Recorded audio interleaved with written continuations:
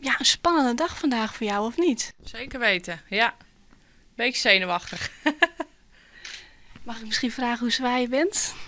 Nou, dat zeg ik liever niet.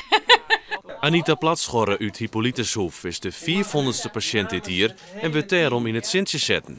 Het Centrum voor Obesitas in Ljouwert rint als een trein. Vorig jaar binnen hier 430 patiënten opereerd, dit jaar ongeveer 650. Voor een pad komt dat omdat operaties onder magen net meer in het ziekenhuis van Emmen uitgevoerd worden meijen. 5 patiënten binnen daar verstoren. Maar dat is net de enigste reden.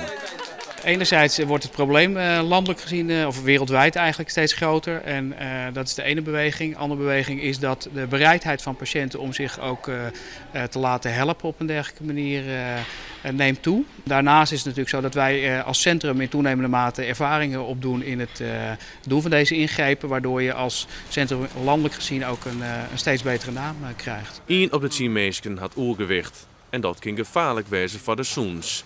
Zij is er meer kans op suikerziekte en hart- en vaatziekten. Afvallen voor mensen met extreem oergewicht is dreig.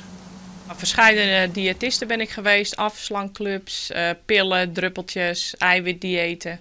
Je valt af en je komt in een yo-yo-effect weer terug.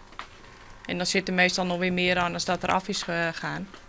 Het liedse meisje van de magen is voor haar een uitkomst.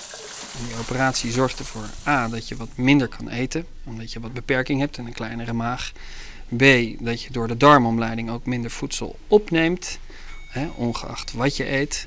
En als derde effect van die operatie heeft die operatie allerlei hormonale effecten die heel gunstig zijn voor je lichaam en voor de vetstofwisseling. De operatie is likwijls geen wonder. Nee, daar zijn we er nog lang niet. Nee. Diëtist, psycholoog en flink sporten. Ik ben er helemaal klaar voor en het knopje is om in mijn hoofd.